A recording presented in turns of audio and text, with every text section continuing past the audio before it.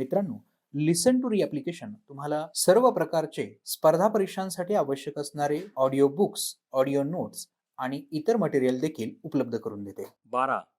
बदलता भारत भाग 2. 12.1 सामाजिक क्षेत्र. बदलत्या भारताचे प्रतिबिंब सामाजिक क्षेत्रातही उमटल्याचे दिसते. विविध कायद्यांच्या आधारे सामाजिक विषमता दूर करून आर्थिक विकास समाजातील सर्व स्तरापर्यंत पोहोचवण्याचा सरकारचा प्रयत्न सुरू आहे. या दृष्टीने 1993चा मानव अधिकार संरक्षण कायदा महत्त्वाचा आहे.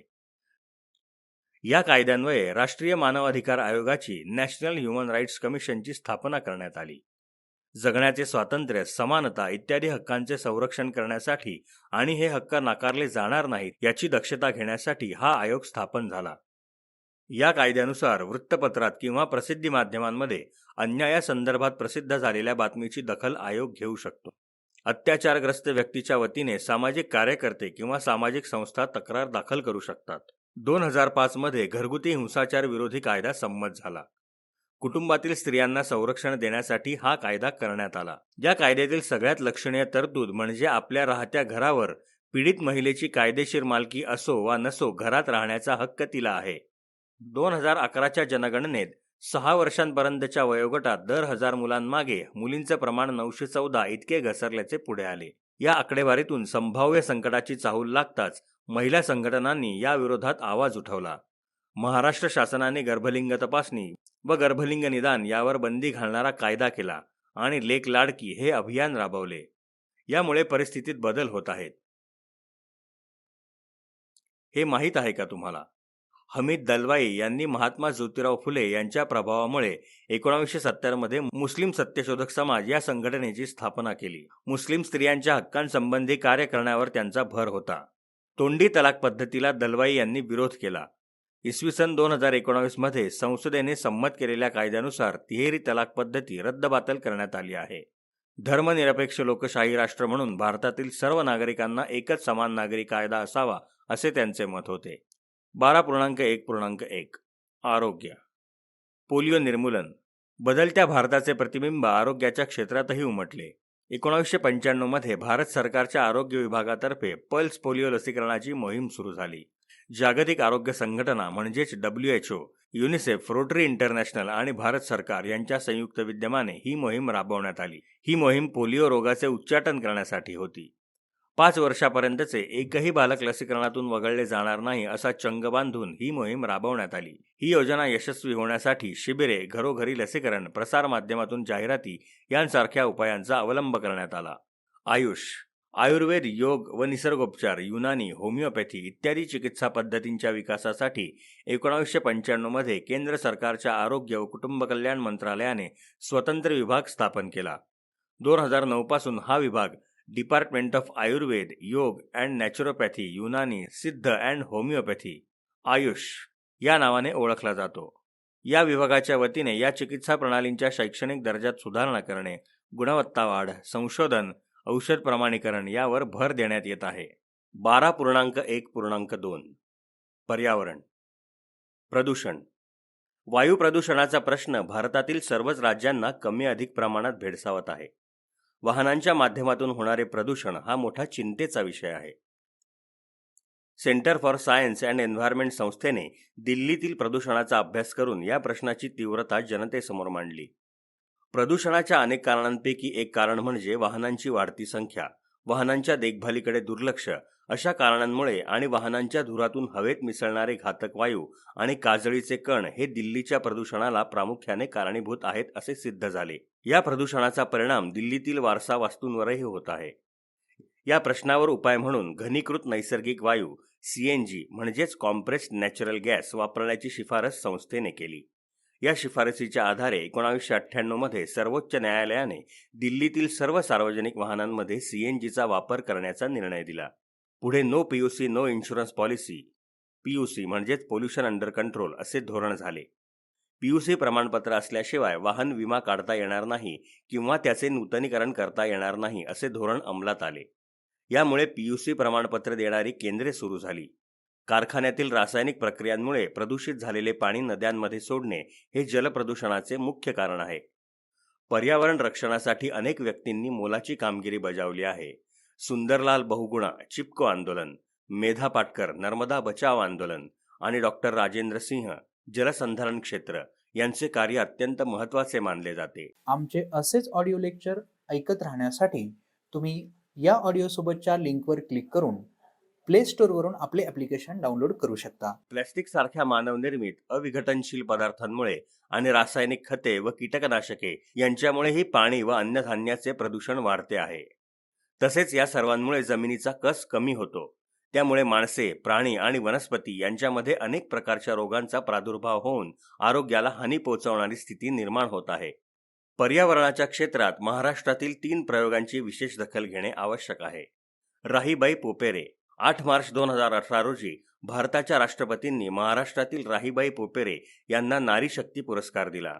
कळसुबाई परिसर बियाणे संवर्धन समितीच्या माध्यमातून केलेल्या कामाबद्दल त्यांना हा पुरस्कार देण्यात आला आहे. त्या बीजमाता म्हणजेच सीड मदर या टोपण नावाने सर्वत्र ओळखल्या जातात. देशी वाण निर्माण करणे, त्याचे जतन करून ठेवणे, त्याला पुढच्या पिढीपर्यंत पोहोचवणे हे काम त्यांनी केले आहे. संकरित धान्य आणि भाजीपाला खाऊन त्यांचा नातू आजारी पडला. त्यावर उपाय शोधण्याच्या प्रयत्नातून राहीबाईंना देशी वाण वापरणे हा उपाय सुचला. त्यांनी स्वतःच्या कुटुंबासाठी लागणारे धान्य आणि भाजीपाला देशी वाणातून निर्माण करण्याचे ठरवले. घरात खाण्यासाठी देशी वाण पिकवायचे आणि पीक आल्यावर त्यातून निवडक बिया साठवून ठेवायच्या असे काम त्यांनी सुरू केले. कारले, पालक, तांदूळजा, गोड वाल, कडू वाल, घेवडा, भुईमूग, वरई, ढवळ भात, काळ भात, आंबेमोहोर, उडीद अशा विविध प्रकारच्या भाज्या, रानभाज्या आणि कडधान्याचे वाण त्यांनी जपले. स्वतःच्या घरापासून सुरू झालेला उपक्रम त्यांनी बचत गटाच्या माध्यमातून सर्वत्र पोहोचवायला सुरुवात केली.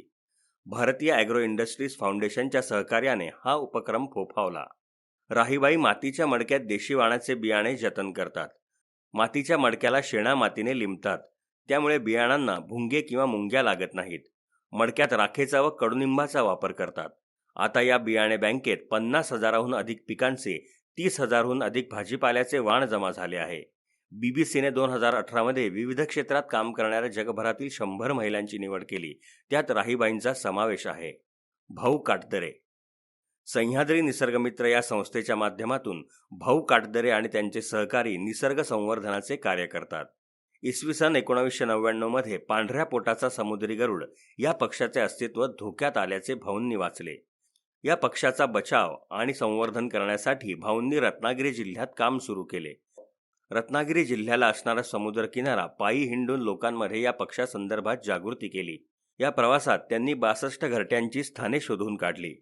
हे करत असताना सिंधुदुर्ग जिल्ह्यातील निवती बंदराच्या आसपास वेंगुर्ला रॉक्सजवळ बंदरा बेटावर भाऊ आणि त्यांच्या सहकाऱ्यांना तस्करीच्या घटना दिसल्या. तस्कर लोक पाकोळ्यांची घरटी विकून विदेशातून पैसे मिळवत होते. पाकोळ्यांना संरक्षण देणे गरजेचे होते. या घटनेमुळे आणि संस्थेच्या प्रयत्नातून पाकोळ्यांचा समावेश भारतीय वन्यजीव संरक्षण कायदा 1972च्या शेड्यूल आय मध्ये झाला. सह्याद्री निसर्गमित्र संस्थेचे हे काम मोठे होय. याच संस्थेने आणखी एक महत्त्वाचे काम कासवांच्या संदर्भात केले. वेळाच समुद्रकिनाऱ्यावर ऑलिव्ह रिडले जातीची कासवे अंडी घालण्यासाठी येतात. त्यांच्या संरक्षणाची मोहीम उभारली. पहिल्याच वर्षी कासवांची 50 घरटी संरक्षित करण्यात आली. त्यातून 2734 कासवे समुद्रात गेली. या घटनेच्या निमित्ताने कासव महोत्सव आयोजित करण्यात आला. कासव समुद्रात जाताना बघायला देश परदेशातून शेकडो पर्यटक यायला लागले. त्यांच्या राहण्याचा प्रश्न निर्माण होताच गावातच स्थानिकांच्या घरात होमस्टे पर्यटन विकसित केले गेले. ग्रामस्थांना प्रशिक्षण देण्यात आले. यामुळे निसर्ग संवर्धनातून पर्यटन उभे राहिले. संपूर्ण महाराष्ट्रात या कामाची दखल घेण्यात आली. भाऊ काटदरे आणि त्यांचे सहकारी सह्याद्री निसर्गमित्र या संस्थेच्या माध्यमातून दुर्मिळ असणारे खवलेमांजर वाचवा मोहीम चालवत आहेत. प्रेम सागर मेस्त्री भारतात गिधाडांची संख्या लक्षणीयरित्या कमी होत आहे. गिधाडे म्हणजे निसर्गातील सफाई करणारे स्वच्छता दूत. रायगड परिसरात लॉंगबिल व्हेल्चर आणि व्हाईटबॅक व्हेल्चर अशा गिधाडांच्या 2 जाती आढळतात. त्यांची संख्या वाढवणे, त्यांच्या खाण्यासाठी अन्न उपलब्ध करून देणे यासाठी प्रेमसागर मेस्त्री आणि त्यांचे सहकारी society for eco endangered species conservation and protection SEESCAP या संस्थेच्या माध्यमातून कार्यरत आहेत. प्राण्यांना दिले जाणारे औषध गिधाडांसाठी काही वेळा विष ठरते. उंच झाडांची कमी झालेली संख्या, अन्नाची कमतरता यामुळे गिधाडांचे अस्तित्व धोक्यात आले होते. ही परिस्थिती बदलण्यात SEESCAP संस्थेला यश मिळत आहे. आमचे असेच ऑडिओ लेक्चर ऐकत राहण्यासाठी तुम्ही या ऑडिओसोबतच्या लिंकवर क्लिक करून प्ले स्टोअरवरून आपले ॲप्लिकेशन डाउनलोड करू शकता. 12.1.3 शिक्षण 1990 हे आंतरराष्ट्रीय साक्षरता वर्ष म्हणून जाहीर केले होते. त्या पार्श्वभूमीवर केरळ सरकारने आपले पूर्ण राज्य साक्षर करण्याचा चंग बांधला आणि ही कामगिरी भारतात सर्वप्रथम करून दाखवली. त्यानुसार केरळ हे पूर्णतः साक्षर होणारे भारतातील पहिले राज्य ठरले. केरळच्या साक्षरता मोहिमेत वाचणे, लिहिणे, गणितातील कौशल्य आत्मसात करणे, स्वच्छतेचे महत्त्व, बालकांचे लसीकरण, सहकारी तत्वावरील शेती आणि बचतीचे महत्त्व या उपक्रमांचा समावेश होता. ही मोहीम राबवत असताना काही नव्याच समस्या समोर उभ्या ठाकल्या. या जिल्ह्यात साक्षरता मोहिमेत सामील होणाऱ्या अनेक ज्येष्ठ नागरिकांमध्ये दृष्टीदोष होते. अकुशल कामगारांचे डोळे तपासणे, चष्मा करवून घेणे या गोष्टी नागरिकांना आर्थिकदृष्ट्या महाग वाटत होत्या. यावर उपाय म्हणून मोफत नेत्र तपासणी शिबिर आणि चष्मे वाटप उपक्रम राबवण्यात आला. यामुळे हे लोक साक्षरता वर्गाला येऊ लागले. सरकार आणि लोक एकत्र आले तर संकटांवर विधायक इच्छाशक्ती कशी मात करू शकते याचे हे उत्तम उदाहरण आहे. एर्नाकुलम हा केरळमधील जिल्हा 4 फेब्रुवारी 1990 मध्ये पूर्णतः 100% साक्षर झालेला जिल्हा होय.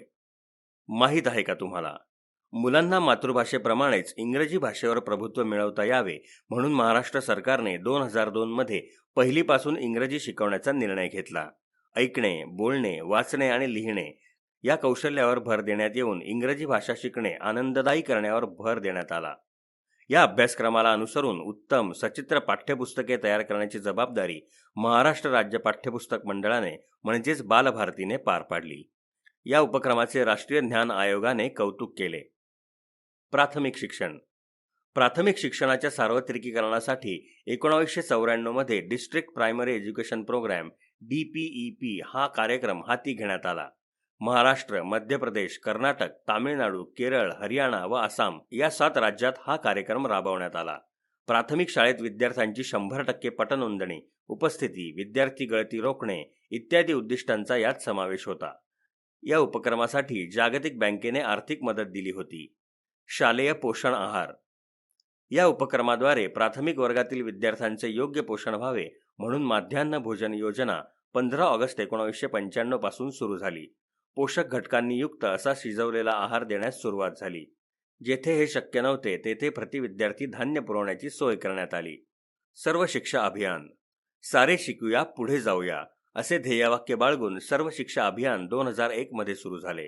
त्या अगोदर 86व्या घटनादुरुस्तीद्वारे 6 ते 14 वयोगटातील मुलांना मोफत शिक्षणाचा मूलभूत अधिकार देण्यात आला. प्राथमिक शिक्षणाच्या स्तरावरील विषमता दूर करणे हा या योजनेचा प्रमुख उद्देश होता.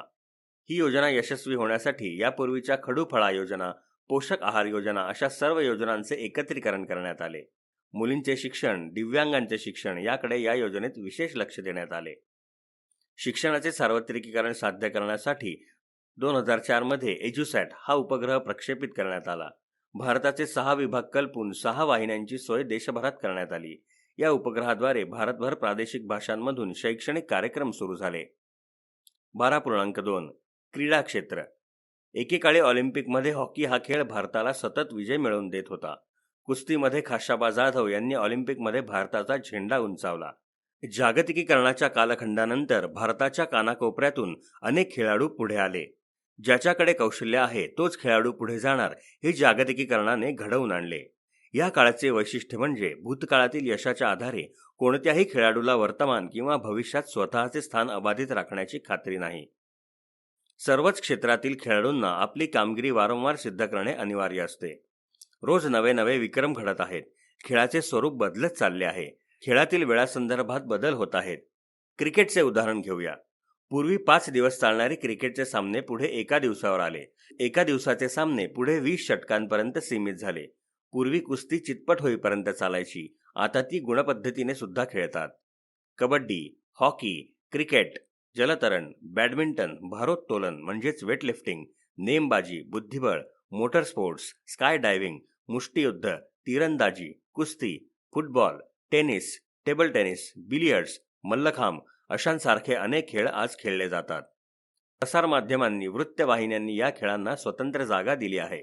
भारतीय पातळीवर खेळांशी संबंधित नियतकालिके सुरू झाली आहेत. आमचे असेच ऑडिओ लेक्चर ऐकत राहण्यासाठी तुम्ही या ऑडिओसोबतच्या लिंकवर क्लिक करून प्ले स्टोअरवरून आपले ॲप्लिकेशन डाउनलोड करू शकता. काही वाहिन्या फक्त खेळांना वाहिल्या आहेत. या वाहिन्यांचा प्रेक्षक वर्ग, वाहिन्यांवरील जाहिराती, जाहिरातींचा वेळ आणि खर्च यामधून एक स्वतंत्र अर्थविश्व आकाराला आलेले आहे. भारतभर आता प्रत्येक खेळाच्या संघटना उभ्या राहिल्या आहेत. संघटना खेळाडूंमध्ये मोठ्या प्रमाणावर आर्थिक गुंतवणूक करीत आहे. उदाहरणार्थ, फुटबॉल सारख्या खेळात एखाद्या खेळाडूला क्लब दत्तक घेतो. त्या खेळाडूंची काळजी घेतात. या खेळाडूच्या नावाने तो क्लब ओळखला जातो. तो खेळाडू काही कालावधीसाठी क्लबशी करारबद्ध होतो. क्रिकेटचे IPL सामने, एकदिवसीय विश्वकरंडक सामने, 2020 विश्वचषक सामने, प्रो कबड्डी लीग यासारख्या खेळांना जगभरचे प्रेक्षक लाभले आहेत. या जगभरच्या प्रसारणाच्या हक्कांमुळे खेळाडूंच्या मानधनात भर पडली. त्यामुळे खेळाडूंचे जीवनच बदलून गेले आहे. शासन खेळाडूंच्या कामगिरीची दखल घेत असते. एखाद्या खेळाडूने अभूतपूर्व कामगिरी केल्यास सरकार त्याचा विशेष सन्मान करीत आहे.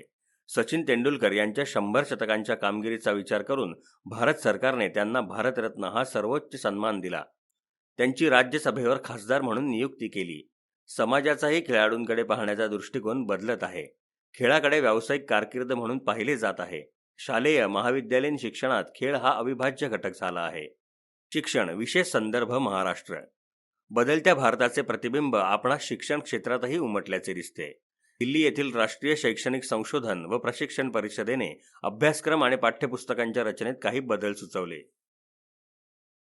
यानुसार नव्या अभ्यासक्रमात लोकशाही तत्त्वे, सामाजिक न्याय, कर्तव्य आणि जबाबदाऱ्या यांच्या जाणीवा, स्त्री-पुरुष समानता, पर्यावरण रक्षण, अंधश्रद्धा निर्मूलन, लोकसंख्या, शिक्षण, वैज्ञानिक वृत्ती यावर भर देण्यात येत आहे. भारताच्या राष्ट्रीय एकात्मतेला पूरक असणाऱ्या विविधतेतील एकतेस चालना देण्याचा प्रयत्न अभ्यासक्रमाच्या माध्यमातून करण्यात येऊ लागला. वरील उद्दिष्टे साध्य करण्यासाठी राज्य पातळीवर शिक्षकांचे व्यापक प्रमाणावर प्रशिक्षण करण्यात येत आहे. त्यामुळे राष्ट्रीय साक्षरता मिशनच्या धर्तीवर राज्य साक्षरता मिशन स्थापण्यात आले. यामुळे राज्यभर शिक्षणाच्या, प्रशिक्षण आणि पाठ्यपुस्तकांच्या संदर्भात जागृती निर्माण झाली. 1990 मध्ये आचार्य राममूर्ती समितीचा अहवाल केंद्र शासनास प्राप्त झाला. या समितीने राष्ट्रीय शैक्षणिक धोरणाची चिकित्सा केली आणि शिक्षणाचे सार्वत्रिकीकरण, स्त्रिया व मागासवर्गीयांचे शिक्षण, शैक्षणिक लोकशाही या मुद्द्यांवर समितीत भर दिला. शिक्षणाचा हक्क हा मूलभूत हक्क असावा आणि शिक्षणावर राष्ट्रीय उत्पन्नाचा खर्चातील वाटा वाढवावा अशी शिफारस करण्यात आली. याखेरीज शिक्षण खात्याने शालेय विद्यार्थ्यांच्या अभ्यासाच्या दप्तराचे ओझे किती असावे याचाही विचार केला गेला आणि त्याचे प्रमाण ठरवले गेले. बालवाडीतील प्रवेशासाठी मुलांच्या मुलाखतीवर बंदी घालण्यात आली. नव्या सहस्त्रकात सरकारने सर्व शिक्षा मोहिमेच्या अंतर्गत सर्व मुलांना शाळेत दाखल करा, शिक्षणाचा दर्जा वाढवणे, शिक्षणातील स्त्री-पुरुष तफावत नाहीशी करणे, 2010 पर्यंत शाळांमध्ये संपूर्ण उपस्थितीचे उद्दिष्ट साध्य करण्याचे ठरले. शालेय विद्यार्थ्यांना अवांतर वाचनाची गोडी लागावी म्हणून शासनाने पूरक पुस्तकांची योजना कार्यान्वित केली. केंद्र शासन, संरक्षण दल यात नोकरी करणाऱ्या पालकांच्या पाल्यांना बदली झाल्यावर शैक्षणिक समस्यांना तोंड द्यायला लागू नये म्हणून देशात सर्वत्र सारखा अभ्यासक्रम असणाऱ्या केंद्रीय विद्यालयांची साखळी उभारण्यात आली. या विद्यालयांमध्ये अभ्यासाबरोबरच खेळांवर भर, अभ्यासेतर उपक्रम यावर भर देण्यात येत आहे. महाराष्ट्रातील रात्रशाळा, साखरशाळा या उपक्रमांची विशेष दखल घेणे आवश्यक आहे. महाराष्ट्रात पहिली रात्रशाळा पुण्यात महात्मा ज्योतिराव फुले यांनी 19व्या शतकात सुरू केली. यातूनच प्रेरणा घेऊन अनेक रात्रशाळा राज्यात चालू आहेत. दिवसभर काम करणाऱ्या विद्यार्थ्यांसाठी हा उपक्रम उपयुक्त आहे. राज्यात ऊस तोडणी हंगामाच्या कामात शेकडो कामगार विविध साखर कारखान्यांच्या ठिकाणी जातात. या कामगारांच्या मुलांसाठी शिक्षणाची सोय म्हणून साखर कारखान्यांच्या परिसरात साखर शाळा सुरू करण्यात आल्या आहेत. राज्यात साक्षरतेचे प्रमाण वाढवण्यासाठी स्वयंसेवी संस्थांची मदत घेण्यात येत आहे. यातूनच सिंधुदुर्ग व वर्धा जिल्हे पूर्ण साक्षर झाले. तसेच प्रौढ शिक्षणाच्या कार्यासही गती मिळाली आहे. शासनाने शालेय विद्यार्थ्यांसाठी पूरक वाचनासाठी पुस्तके उपलब्ध करून दिली. क्रीडा धोरण. आंतरराष्ट्रीय पातळीवर भारतीय खेळाडूंचा वाढत चाललेला सहभाग, खेळात विज्ञानाचा वाढता वापर आणि आधुनिक तंत्रज्ञान यामुळे प्रत्येक देश आपल्या क्रीडा धोरणाबद्दल दक्ष आहे. भारत सरकारने 2001 मध्ये क्रीडा धोरणाची घोषणा केली. खेळांचा विस्तार करणे, खेळाडूंमध्ये खेळांचे प्रावीण्य मिळवण्यास मदत करणे, खेळांसाठी पूरक आणि मूलभूत सोयी उभारणे, राष्ट्रीय क्रीडा फेडरेशन आणि सहयोगी संस्थांना मदत करणे व खेळाडूंचा शोध घेणे, खेळांच्या प्रसारासाठी लोकसहभाग व जागृती करणे ही क्रीडा धोरणाची प्रमुख उद्दिष्टे आहेत. 2011 मध्ये भारत सरकारने या आणि खेळा ही योजना सुरू केली. या योजनेअंतर्गत स्पोर्ट ऑथॉरिटी ऑफ इंडियाने Jawaharlal Nehru stadium, doctor Karan Singh shooting range, doctor SPM swimming pool संकुल, major Dhyan Chand hockey stadium, Indira Gandhi indoor stadium ही दिल्लीतील 5 क्रीडा संकुले खेळाडूंसाठी उपलब्ध करून देण्यात आली. याखेरीज येथे खेळायला येणाऱ्या मुलांसाठी SAIच्या तज्ज्ञ प्रशिक्षकांच्या मार्गदर्शनाखाली शिकण्याची संधी मिळू लागली. याच्याच पुढचा टप्पा म्हणजे मणिपूरमध्ये नॅशनल स्पोर्ट्स युनिव्हर्सिटीची स्थापना होय. येथे खेळांचे प्रशिक्षण, खेळांचे व्यवस्थापन, क्रीडा मानसशास्त्र इत्यादी विषयांचे पदवी आणि पदव्युत्तर अभ्यासक्रम उपलब्ध आहेत. याशिवाय संशोधनालाही प्रोत्साहन दिले जाते. 2018-19 पासून MSc खेळांचे प्रशिक्षण व MA खेळांचे मानसशास्त्र यांचे अभ्यासक्रम विद्यापीठात सुरू झाले. आमचे असेच ऑडिओ लेक्चर ऐकत राहण्यासाठी तुम्ही या ऑडिओसोबतच्या लिंकवर क्लिक करून प्ले स्टोअरवरून आपले ॲप्लिकेशन डाउनलोड करू शकता. खेलो इंडिया 2017 पासून भारत सरकारने पूर्वीच्या काही योजना आणि नवी उद्दिष्टे एकत्र करून ही योजना सुरू केली. खेळांना व्यापक जनाधार देणे आणि खेळांमध्ये उत्तम दर्जा गाठणे यासाठी ही योजना सुरू झाली. या योजनेचे 12 घटक आहेत. यात शालेय पातळीपासून विद्यार्थ्यांमध्ये गोडी निर्माण करणे, मुलींचा सहभाग वाढवणे इत्यादींचा समावेश आहे. खेळांच्या विकासासाठी राष्ट्रीय खेळ विकास कोष, नॅशनल स्पोर्ट्स डेव्हलपमेंट फंड स्थापन करण्यात आला. त्या कोषाला देणगी दिल्यास त्या रकमेवर आयकरात 100% सूट आहे. खेळाडूंना प्रोत्साहन देण्यासाठी राजीव गांधी खेलरत्न पुरस्कार, अर्जुन पुरस्कार, ध्यानचंद लाईफटाईम अचीवमेंट पुरस्कार, द्रोणाचार्य पुरस्कार, मौलाना अबुल कलाम आझाद ट्रॉफी, राष्ट्रीय खेल प्रोत्साहन इत्यादी पुरस्कार दिले जातात. ऑलिम्पिक खेळात सुवर्णपदक मिळवणाऱ्या खेळाडूस भारत सरकार 75 लाख रुपयांचे बक्षीस देते. पॅराऑलिम्पिक, एशियाड, राष्ट्रकुल, विश्वकप, आशियाई चॅम्पियनशिप, आंतरराष्ट्रीय विद्यापीठ स्पर्धा, दिव्यांगांच्या आंतरराष्ट्रीय पातळीवरील विविध स्पर्धा, दृष्टीहीन खेळाडूंची क्रिकेट स्पर्धा अशा विविध स्पर्धांमध्ये सुवर्ण, रौप्य आणि कांस्य पदक अथवा विजेतेपद मिळवणाऱ्या संघास रोख बक्षिसे, खेळाडूंना नोकऱ्या दिल्या जातात. याशिवाय विजेत्या खेळाडूंना निवृत्त झाल्यावर पेन्शन दिली जाते. एप्रिल 2018 पासून ऑलिम्पिक खेळातील विजेत्यास दर महिना 20,000 रुपये तर आशियाई खेळातील विजेत्यास 12,000 रुपये दरमहा देण्यात येतात. या सर्व मार्गांनी भारत सरकार खेळाकडे युवकांचे लक्ष वेधून घेत आहे. विद्यार्थ्यांना खेळात करिअरच्या विविध संधी आता मोठ्या प्रमाणावर उपलब्ध झाल्या आहेत. 12.3 सांस्कृतिक वारसा आणि पर्यटन क्षेत्र. पर्यटन हे क्षेत्र दिवसेंदिवस अधिक प्रगत, विकसित होत जाणारे क्षेत्र आहे. या क्षेत्रातून आपल्या देशास परकीय चलन मोठ्या प्रमाणात मिळते. भारताला भेट देणाऱ्या विदेशी पर्यटकांची संख्या आणि त्यातून मिळणाऱ्या परकीय उत्पन्नात प्रतिवर्षी वाढ होत आहे. विदेशी पर्यटकांना कोणत्याही प्रकारची अडचण येऊ नये म्हणून गृह, पर्यटन आणि विदेश मंत्रालय यांनी एकत्र येऊन ई-व्हिसा सुविधा सुरू केली. यात ई-व्यावसायिक व्हिसा, ई-मेडिकल व्हिसा, ई-व्हिसा सुविधा देण्यात आल्या. 2016 पासून या पर्यटकांना हिंदी, इंग्रजी शिवाय 10 परकीय भाषांमध्ये आठवड्याचे सर्व दिवस आणि 24 तास माहिती देण्याची सुविधा उपलब्ध करून दिली आहे. अरबी, फ्रेंच, जर्मन, इटालियन, जपानी, कोरियन, चिनी, पोर्तुगीज, रशियन आणि स्पॅनिश भाषेत पर्यटकांना त्यांच्या मोबाईलवर माहिती दिली जाते. 1363 या क्रमांकावर दूरध्वनी केल्यास पर्यटकांना पर्यटन मंत्रालयाच्या वतीने माहिती उपलब्ध करून दिली जाते. या योजनेअंतर्गत क्रूझवरील पर्यटन, साहसी क्रीडा पर्यटन, आरोग्य योजनांशी संबंधित पर्यटन, गोल्फ, पोलो, पर्यावरणपूरक पर्यटन, चित्रपट विषयक महोत्सव इत्यादी विषयांचा समावेश आहे. पर्यटकांशी कसे वागावे, त्यांना कोणत्या प्रकारची मदत करावी या संदर्भातील वागण्या बोलण्याचे शिष्टाचार यांचे पद्धतशीर शिक्षण देणाऱ्या संस्था सुरू करण्यात आल्या आहेत. पर्यटकांना राहण्याची उत्कृष्ट सोय करण्यासाठी हॉटेल्स निर्माण करण्यात आली आहेत. आतिथ्य आणि हॉटेल व्यवस्थापनाचे शिक्षण देणाऱ्या उत्तम संस्था अनेक शहरात आहेत. पर्यटनास उभारी देण्यासाठी तसेच अधिकाधिक पर्यटक आकर्षित करण्यासाठी अतुल्य भारत ही मोहीम राबवण्यात आली. स्वदेशातील पर्यटनास चालना देण्यासाठी डिस्कव्हरी चॅनलच्या सहकार्याने गो नॉर्थ ईस्ट, ईशान्य भारताकडे चला हा दूरदर्शनवरील कार्यक्रम प्रदर्शित करण्यात येऊ लागला.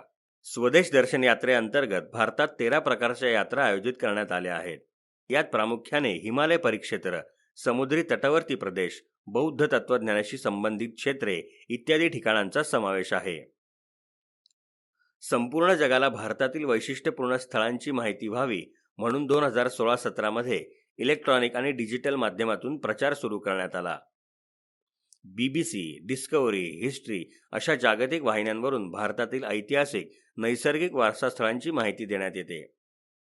त्या आधारे अमेरिका, फ्रान्स, जपान इत्यादी देशांमधून भारतात येणाऱ्या पर्यटकांची संख्या वाढवण्याचे प्रयत्न चालू आहेत. प्राचीन तीर्थक्षेत्रे व आध्यात्मिकदृष्ट्या महत्त्वाची 95 स्थळे प्रसाद योजनेत समाविष्ट करण्यात आली आहेत. स्वदेश दर्शन तथा महाराष्ट्रातील त्र्यंबकेश्वरचा त्यात समावेश आहे. केंद्र सरकारचे पर्यटन मंत्रालय आणि federation of associations in Indian tourism and hospitality यांनी इंडियन टुरिझम मार्ट 2018चे आयोजन केले होते. आंतरराष्ट्रीय धर्तीवर आयोजित केलेले हे पहिलेच टुरिझम मार्ट होय. या पाठात आपण सामाजिक, शैक्षणिक, आरोग्य, पर्यावरण, क्रीडा आणि पर्यटन या क्षेत्रांचा मागोवा घेतला आहे. बदलत्या भारताचे काही प्रातिनिधिक पैलू आपण अभ्यासले. 21व्या शतकात एका बाजूला संधी तर दुसऱ्या बाजूला समस्या आहेत. विविध संधीचा फायदा घेऊन समस्यांवर मात करण्याची जबाबदारी आपणावरच आहे. Indian national trust for art and cultural heritage INTACH या संस्थेची स्थापना 1984 मध्ये नवी दिल्ली येथे करण्यात आली. INTACH चे प्रमुख कार्यालय नवी दिल्ली येथे आहे.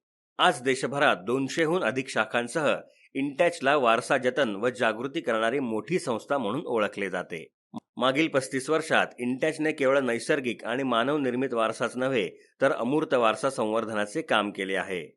आर्किटेक्चरल हेरिटेज, नैसर्गिक वारसा, भौतिक वारसा, अमूर्त सांस्कृतिक वारसा, heritage education and communication services HECS, शिल्पकक्ष, विविध शाखा, INTACH heritage academy, heritage tourism, स्टीलिंग सेल, लायब्ररी, अभिलेखागार आणि सूची, नोंदी व त्या संदर्भातील पत्रव्यवहार अशा विविध विभागातून इंटॅक कार्य करते. इंटॅकचे महाराष्ट्र राज्यातही प्रभावी काम आहे. माहीत आहे का तुम्हाला? गुलाबी शहर अर्थात जयपूर शहराला युनेस्कोने जागतिक वारसा दर्जा दिला. 6 जुलै 2019 पासून हे वारसा स्थळ युनेस्कोच्या यादीत समाविष्ट आहे. हा निर्णय युनेस्को वर्ल्ड हेरिटेज कमिटीच्या सभेत घेण्यात आला.